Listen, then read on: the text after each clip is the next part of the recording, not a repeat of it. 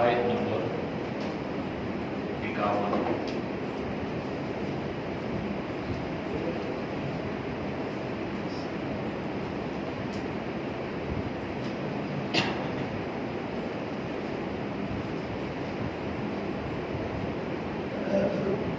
أعوذ بالله من الشيطان الرجيم، بسم الله الرحمن الرحيم، قل لن يصيبنا إلا ما كتب الله لنا هو مولانا وعلى الله فليتوكل المؤمنون، قل هل تربصون بنا إلا إحدى الحسنيين ونحن نتربص بكم أن يصيبكم الله بعذاب من عنده أو بأيدينا فتربصوا إنا معكم متربصون، قل أنفقوا طوعا أو كرها لن يتقبل منكم إنكم كنتم قوما فاسقين، وما منعهم أن تقبل منهم نفقاتهم إلا أنهم كفروا بالله وبرسوله ولا يأتون الصلاة إلا وهم كسالى ولا ينفقون إلا وهم كارهون، صدق الله العظيم۔ ترجمہ، قل کہہ دیجئے، لن یصیبنا ہرگز ہمیں نہیں پہنچتا، الا مگر ما وہ چیز کتب اللہ جو اللہ نے لکھی لنا ہمارے لیے، وہ مولانا وہ ہمارا مددگار ہے، وعلی اللہ اور اللہ پر فلیتوکل المؤمنون چاہیے کہ توکل کریں ایمان والے۔ قل کہہ دیجئے، ہر طرف بسونا کیا تمہیں انتظار ہے بنا ہمارے لیے، الا مگر یہ کہ احدی الحسنیین دو میں سے ایک بھلائی، ونحن اور ہم نتربص انتظار کرتے ہیں بکم تمہارے ساتھ، ان یصیبکم اللہ کہ اللہ دے تمہیں کوئی بعذاب کوئی عذاب، من عندی اپنے پاس سے، او بایدینا یا ہمارے ہاتھوں سے، فتربصوا بس انتظار کرو، انا معکم متربصون بے شک ہم تمہارے ساتھ انتظار کرنے والے ہیں۔ قل کہہ دیجئے، انفقوا خرچ کرو، طوعا خوشی سے، او کرہا یا کرار سے، لن یتقبل منکم ہرگز قبول نہیں کیا جائے گا تم سے، انکم کنتم قوما فاسقین بے شک تم لوگ ہو حد سے بڑھنے والے فاسق، وما منعهم اور کوئی چیز مانے نہیں ہے، ان تقبل منہم کہ قبول کیے جائے ان سے، نفقاتهم ان کے نفقات خرچ کی ہوئی چیزیں، الا مگر یہ کہ انہم کفروا کہ بے شک وہ کافر ہیں منکر ہے، باللہ اللہ کے، وبرسولہ اور اس کے رسول کے، ولا یأتون الصلاۃ اور نہیں آتے نماز کے لیے، الا مگر وہم کسالى اور وہ سستی سے کسل مندی سے، ولا ينفقون اور وہ خرچ نہیں کرتے، الا مگر وہم کارہون قرار سے یعنی ناراضگی سے۔ آیات کا ما قبل آیات کے ساتھ ربط اور تعلق یہ ہے کہ اللہ نے ان منافقین کے حالات سے جناب نبی کریم صلی اللہ علیہ وسلم کو آگاہ فرمایا کہ یہ جو منافق آپ کے ساتھ اس غزوے میں نہیں گئے کہ آپ کے حق میں بہتر تھا۔ اگر یہ لوگ آپ کے ساتھ اس سفر میں شریک ہو جاتے تو یہ سازشی لوگ ہیں، یہ مفتن قسم کے لوگ ہیں، یہ سازشی عناصر ہیں، تو یہ وہاں بھی پھوٹ ڈالنے کی کوشش کرتے تو ان کے نہ جانے میں ہی آپ کے حق میں بہتری تھی۔ اور دوسرا یہ ایسے منافق لوگ ہیں کہ جب اگر آپ کو فتح مل جاتی تو اس پر ان کو ناگوار گزرتا، اور اگر آپ کو خدا نخواستہ شکست ہو جاتی تو اس پر یہ خوشی کا اظہار کرتے، لہذا ان منافقین کو اپنے ہاتھ میں چھوڑ دیتے۔ باقی رہی عمومی بات کہ کوئی غزوہ میں جائے گا تو اس پر کوئی پریشانی آئے گی، کوئی مصیبت آئے گی، کوئی جہاد کے لیے نکلے گا تو اس کو موت آئے گی یا مصیبت یا پریشانیوں میں گرفتار ہو جائے گا، یا اگر کوئی آدمی اپنے گھر میں محصور ہو کر رہ جائے، اپنے گھر میں مقید ہو کر رہ جائے تو وہ بیماریوں سے یا پریشانیوں سے یا اموات سے بچ جائے گا۔ اللہ نے اس آیت میں اس کا جواب کیوں دیا؟ قل، اے نبی صلی اللہ علیہ وسلم آپ کہہ دیجئے، لن یصیبنا، ہمیں ہرگز نہیں پہنچتی کوئی مصیبت الا ما کتب اللہ لنا، مگر وہ جو اللہ نے ہمارے لیے لکھ دی۔ یعنی اللہ کی مرضی سے کچھ نہیں ہوتا۔ پریشانی آئے گی تو گھر میں بیٹھے ہوئے آ جائے گی، موت آئے گی تو گھر میں بھی آ جائے گی، نہیں آئے گی تو گھر میں بھی نہیں آئے گی۔ حضرت خالد بن ولید زندہ مثال ہے، کتنے بے شمار 117 تقریباً جنگوں میں شریک ہوئے، اور جسم پر بھی تقریباً اتنے لگ بھگ ان کے جسم جو ہے وہ زخم تھے، لیکن ان کی موت جو ہے وہ بستر مرگ پہ آئی۔ تو موت سے پہلے انہوں نے اپنی اس تمنا کا اظہار فرمایا کہ میں میدان کا شاہ سوار تھا، ساری زندگی گھوڑے کی پشت پہ گزری، اور اللہ کے ہر کام حکمت اور مشیت پہ مبنی ہوتے ہیں، اور اللہ مجھے موت جو ہے بجائے میدان کے اللہ گھر میں بستر پہ موت عطا کر رہا۔ تو موت گھر میں آئی، جہاد میں نہیں آئی، کسی غزوہ میں نہیں، زخمی ہوئے بے شمار مرتبہ، لیکن جہاں اللہ نے لکھا تھا وہاں پہ موت ہے۔ تو اس لیے انہیں یہ بتلایا گیا بھائی اگرچہ سفر لمبا بھی ہے، اگرچہ بڑی سپر پاور ہے اور کیسر روم کے ساتھ ٹکرانا ہے، اسباب اور بغیر اسباب والی فوج کا مقابلہ ہے، لیکن پریشان ہونے کی ضرورت نہیں ہے۔ لن یصیبنا الا ما کتب اللہ لنا، جو اللہ نے ہمارے مقدر نصیب میں لکھ دیا وہ اللہ ہمیں عطا کرے گا۔ یہ جو معاملہ ہے نا، اس کا تعلق تقدیر کے ساتھ ہے، اور تقدیر میں انسان اور بالخصوص مسلمان بڑے مغالطے میں ہے، اس پہ بڑی بحث و مباحثہ کی جاتی ہے۔ حالانکہ علماء نے اور بالخصوص شاہ ولی اللہ محدث دہلوی رحمۃ اللہ علیہ نے بحث کر کے منع فرمایا، اور سب سے بنیادی چیز آپ شروع میں نماز کی کتابوں میں پڑھتے ہیں، من خیرہ و شرہ من اللہ تعالی والبعث بعد الموت، کہ بھائی یہ سمجھ لو کہ اگر ہمیں کوئی اچھائی پہنچے گی، کوئی برائی پہنچے گی، کوئی غمی آئے گی، کوئی خوشی آئے گی، کوئی دکھ آئے گا، کوئی سکھ آئے گا، وہ اللہ کی طرف سے آئے گی۔ بات بھی یہی، ایک کانٹا بھی اپنی مرضی سے ہل نہیں سکتا،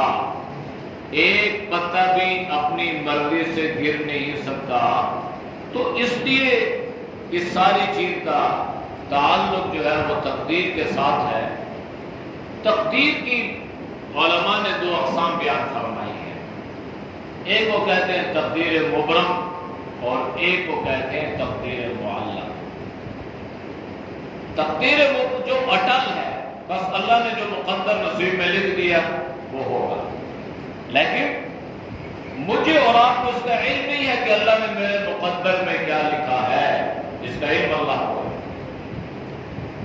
ہم نے اپنی بساط کو استطاعت کے مطابق اعمال کرنے ہیں، کبھی کبھی خطا بھی ہو جاتی ہے، گناہ بھی ہو جاتا ہے، لغزشیں بھی ہو جاتی ہیں، اللہ نے توبہ کا دروازہ کھلا چھوڑا ہے، توبہ کرتے ہیں پھر اللہ کو مناتے ہیں۔ تو یہ سسٹم اللہ نے رکھا ہے ہمارے لیے۔ اور تقدیر معلق ایسی چیزیں ہوتی ہیں کہ بعض چیزیں معلق رہتی ہیں، اور جب انسان کوئی نیک عمل کرتا ہے، کوئی صدقہ کرتا ہے، دعائیں کرتا ہے، تو اس تقدیر معلق کو اللہ ہٹا دیتے ہیں۔ جو اس پر بیماری اللہ نے لکھی ہے کہ یہ آئے گی، صدقہ کیا اللہ نے اس کو دور فرما دیا، دعائیں کی اللہ نے اس کو دور فرما دیا۔ تو تقدیر پر بحث تو نہیں کریں، اس لیے کہ ہر چیز اللہ کے علم ہے، ہمارے اور آپ کے علم میں نہیں ہے کہ اللہ نے میرے مقدر میں کیا لکھا ہے، مجھے علم نہیں ہے۔ تو اس پہ ہمارے مسلمان کہتے ہیں نہیں خودکشی کیوں حرام ہے، حالانکہ اللہ نے اس کے مقدر میں لکھی۔ اسی طرح کے عجیب عجیب قسم کے من گڑت قسم کے سوالات مسلمانوں کے ذہن میں آتے ہیں، سوائے اس کے کہ وہ اپنا ایمان خراب کریں، انہیں حاصل کچھ نہیں ہوتا۔ اس لیے اللہ نے موت تو لکھی ہے، لیکن اللہ نے یہ تو نہیں حکم دیا نا کہ تم اللہ کی امانت میں خیانت کرو۔ اب یہ جو لکھی ہے سے مراد یہ کہ یہ اللہ کے علم میں ہے کہ یہ آدمی اپنے آپ کو اس طرح سے مارے گا اور یہ اس طرح سے دنیا سے رخصت ہو جائے گا۔ اس کی موت تو آنی تھی، اگر وہ اپنے آپ کو یوں نہ مارتا تو ہو سکتا ہے کسی اور طریقے سے اس کی موت آ جاتی، اس کو ایمان والی موت مل جاتی، اس کو کلمے والی موت اللہ نصیب فرماتا، اس کو شہادت کی موت اللہ عطا کر دیتا۔ اس لیے اللہ نے فرمایا لَن يُصِيبَنَا إِلَّا مَا كَتَبَ اللَّهُ لَنَا، جو کچھ اللہ انسان کے مقدر اور نصیب میں لکھ دیتے ہیں، دنیا کی کوئی طاقت اس کو ڈال نہیں سکتی، اور اگر اللہ نہ لکھے تو کوئی لکھوا نہیں سکتا۔ اس لیے کہ وہ مولا، وہ ہمارا مولا ہے، وہ ہمارا مددگار ہے، وہ ہمارا مشکل کشا ہے، وہ ہمارا حاجت روا ہے۔ تو ایمان اور یقین یہ ہو کہ جو کچھ بھی ہے اللہ کی طرف سے۔ جب یہ چیز جب ہم کہتے ہیں نا اللہ کی طرف سے ہے، تو یقین جانیے ہم اپنے دماغ کا بہت بڑا بوجھ ہلکا کر دیتے ہیں۔ یہ بڑا بنیادی فرق ہے ایک مسلمان میں اور ایک کافر میں۔ مسلمان کا ایکسیڈنٹ ہو گیا، کوئی حادثہ ہو گیا، تو زبان سے کہتا ہے اِنَّا لِلَّهِ وَإِنَّا إِلَيْهِ رَاجِعُونَ، اللہ نے میرے نصیب میں لکھا تھا، ایسا ہونا تھا، ہو گیا۔ اب اگر وہی چیز کسی کافر کے ساتھ ہوتی ہے تو وہ کیا کہتے ہیں؟ وہ یوں کہتے ہیں کہ اگر میں باہر نہ جاتا تو میرا ایکسیڈنٹ نہ ہوتا، اگر میں یوں نہ کرتا تو یہ نہ ہوتا، وغیرہ وغیرہ اس طریقے سے۔ تو وہ ساری چیزوں کو اپنے اعمال کے ساتھ، اپنے جسم کے ساتھ، اپنے افعال کے ساتھ جوڑتے ہیں، اور ہم جو ہے سارے معاملات اللہ پہ چھوڑ دیتے ہیں۔ تو جب آپ نے کہا اِنَّا لِلَّهِ وَإِنَّا إِلَيْهِ رَاجِعُونَ، تو آپ کا آدھا بوجھ اللہ نے ہلکا کر دیا۔ یہی وجہ ہے کہ مسلمانوں اور کافروں میں آج بھی اگر دیکھا جائے تو کافروں کی بنسبت بہت کم مسلمان ایسے ہیں جو ڈپریشن کے مریض ہیں، ورنہ ہر کافر جو ہے، جو لوگ باہر جاتے ہیں، باہر کی دنیا میں رہتے ہیں، وہ اس بات کی گواہی دیتے ہیں، وہ کارگزاریاں سناتے ہیں۔ وہ بیچارے نیند کی گولیاں کھا کے سوتے ہیں، پھر بھی سکون نہیں ہے، پھر بھی اطمینان نہیں ہے، میں یہ نہ ہوتا تو یوں نہ ہو جاتا، یہ نہ کرتا تو یہ نہ ہو جاتا، وہ اسی میں ساری زندگی یعنی گڑ گڑ کے ہی مار جاتے ہیں۔ اور مسلمان کو اللہ صبر دیتا ہے اِنَّا لِلَّهِ وَإِنَّا إِلَيْهِ رَاجِعُونَ، میں اس میں بے واسطہ میرے اللہ کی مدد۔ وَعَلَى اللَّهِ فَلْيَتَوَكَّلِ الْمُؤْمِنُونَ، ایمان والوں کو چاہیے کہ اللہ پر ایمان رکھیں، بس اعتقاد اور یقین اللہ کی ذات میں ہو، اعمال کریں، اللہ کو منانے کی کوشش کریں، اللہ کو راضی کریں، ایمان، یقین، اعتماد اللہ کی ذات۔ محنت اس سے الگ نہیں ہے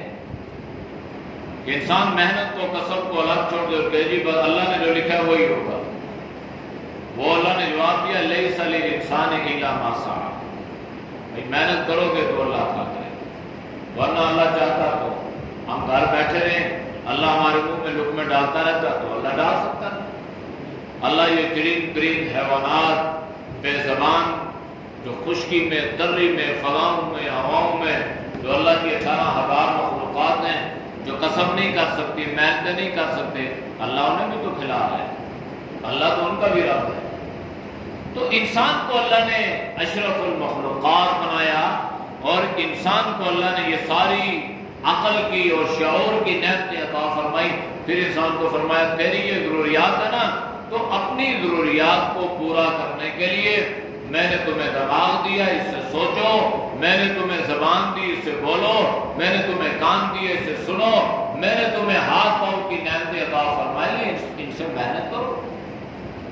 اب یہ نہیں انسان ہاتھ پہ ہاتھ رکھ کے بیٹھ کے غریب اللہ پہ توکل ہے، بس اللہ کھلائے، کھلانے والا تو اللہ ہے نا، لیکن اسباب کو اختیار کرنا ہے، اسباب کو اختیار کریں پھر بھروسہ اللہ پہ رکھیں۔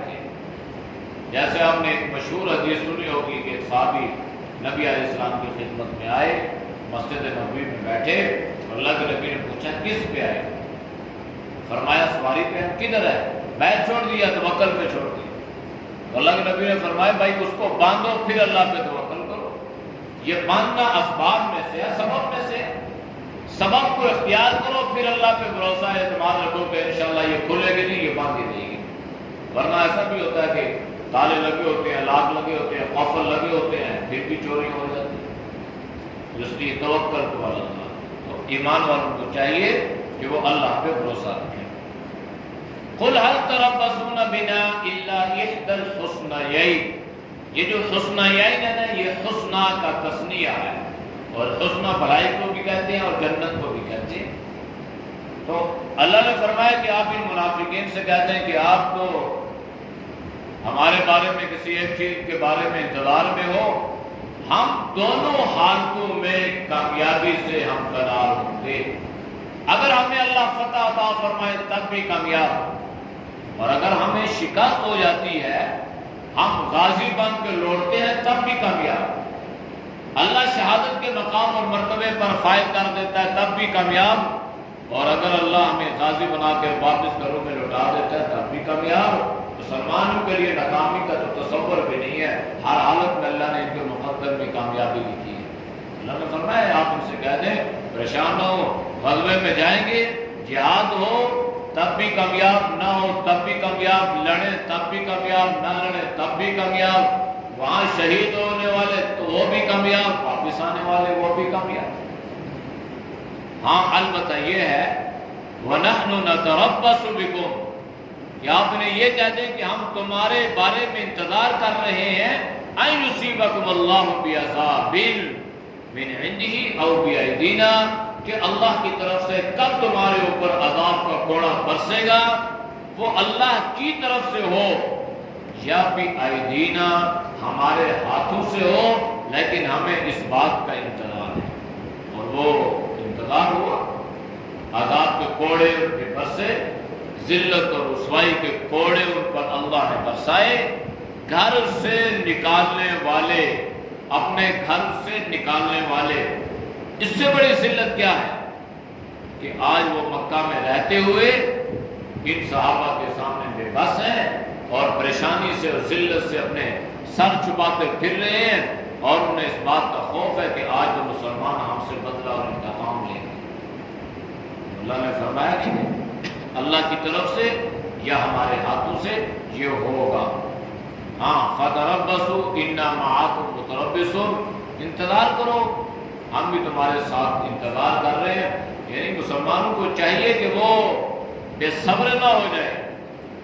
دنیا بڑی لمبی مدت کے لیے اللہ نے پیدا فرمائی ہے،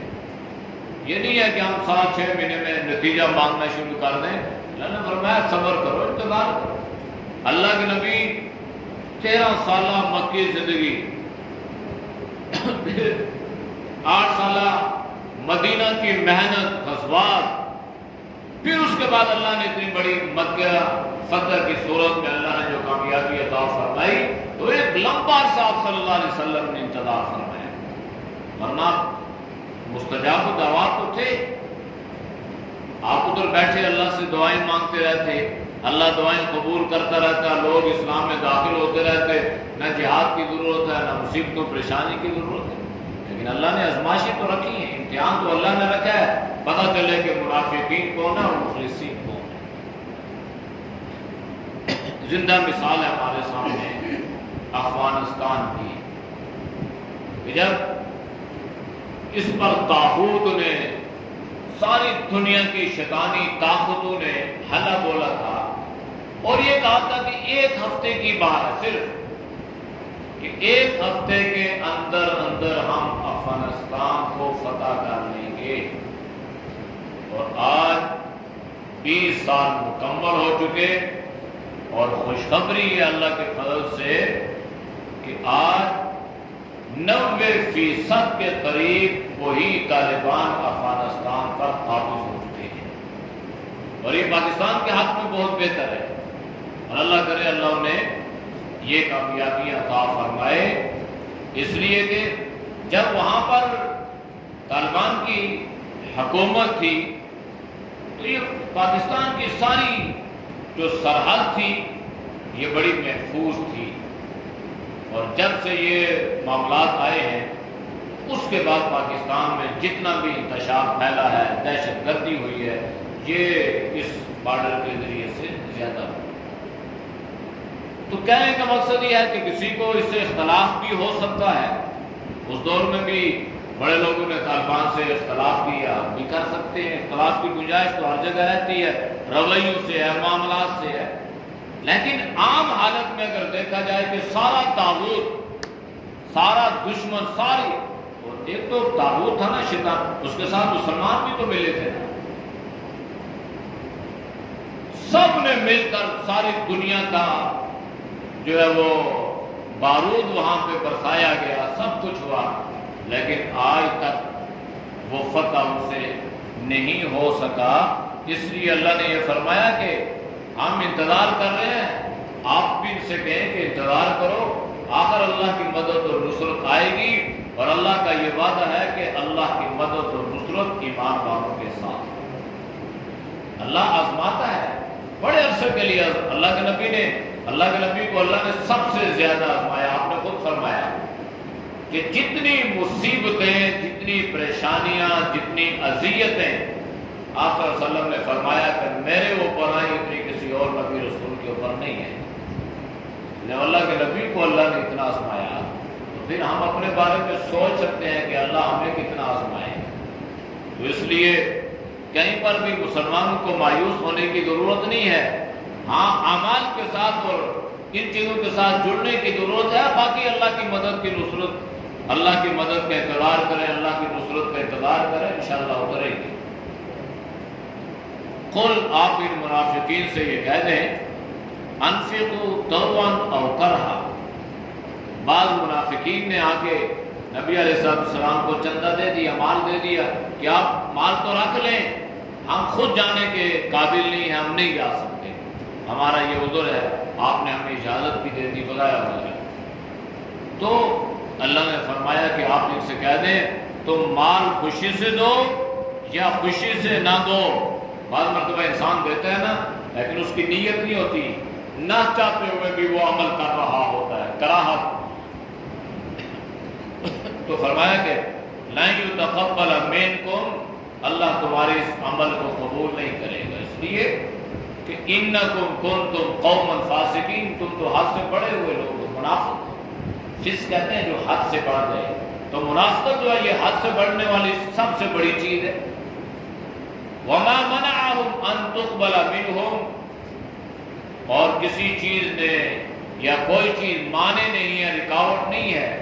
کہ اللہ ان کے صدقات کو یا اللہ ان کے نفقات کو قبول کرتا، إِلَّا أَنَّهُمْ كَفَرُوا بِاللَّهِ وَبِرَسُولِهِ،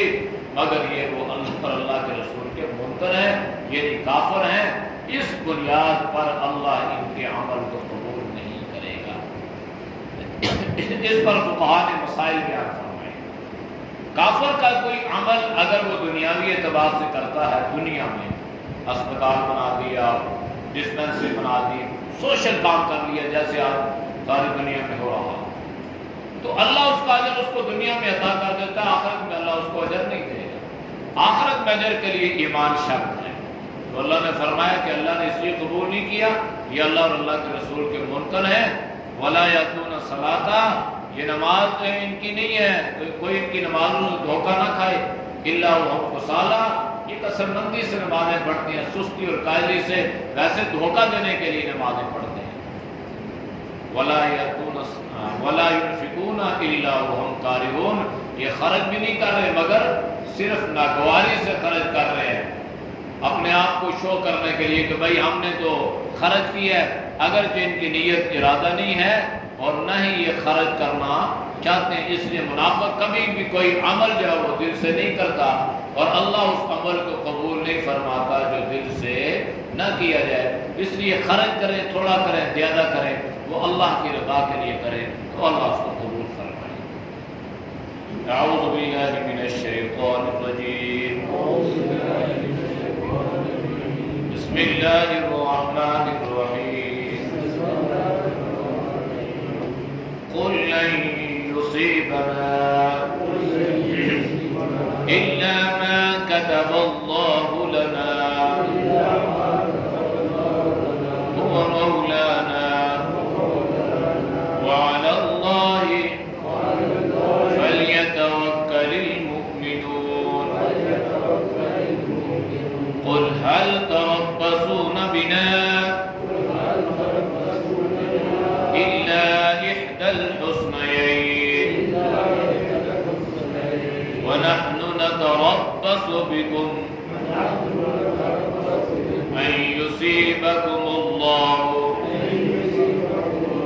بعذاب من عنده أو بأيدينا فتربصوا إنا معكم متربصون قل أنفقوا طوعا أو كرها لن يتقبل منكم إنكم كنتم قوما فاسقين وما منعهم أن تقبل منهم نفقاتهم إلا أنهم كفروا بالله وبرسوله ولا يأتون الصلاة إلا وهم كسالى ولا ينفقون إلا وهم كارهون الحمد لله رب العالمين والصلاة والسلام على خير محمد وعلى آله وصحبه أجمعين۔ یا اللہ ہم سب کے صدر کو معاف فرما، یا اللہ ہم سے حفاظت فرما، یا اللہ نیک اعمال کی توفیق نصیب فرما، یا اللہ پکا اعتماد اور یقین اور توکل عطا فرما، یا اللہ بد اعتقادی سے یا اللہ پوری امت کی حفاظت فرما، یا اللہ جتنے دوست اور بزرگ تیری رضا کے لیے سنتے ہیں، یا اللہ ان کے سننے کو قبول فرما، یا اللہ تو سب کو صحت ایمان والی لمبی زندگی عطا فرما، ہر پریشانی سے، ہر آزمائش سے، یا اللہ ہر مصیبت سے اللہ تو ہم سب کی حفاظت فرما، یا اللہ پوری امت کی حفاظت فرما۔ جتنے بیمار ہیں گھروں میں، افطاروں میں، ہمارے میں، عورتیں ہیں، چھوٹے ہیں، بڑے ہیں، یا اللہ اپنے فضل سے، اپنے کرم سے ہر مریض کو شفائے کلی عطا فرما، یا اللہ ہر مریض کو اس کے مرض سے صحت کاملہ عاجلہ مستقرہ دائمہ نصیب فرما، یا اللہ جو پریشان حال ہیں اللہ کی پریشانی کو دور فرما۔ سبحان ربک رب العزت عما یصفون وسلام علی المرسلین والحمد للہ۔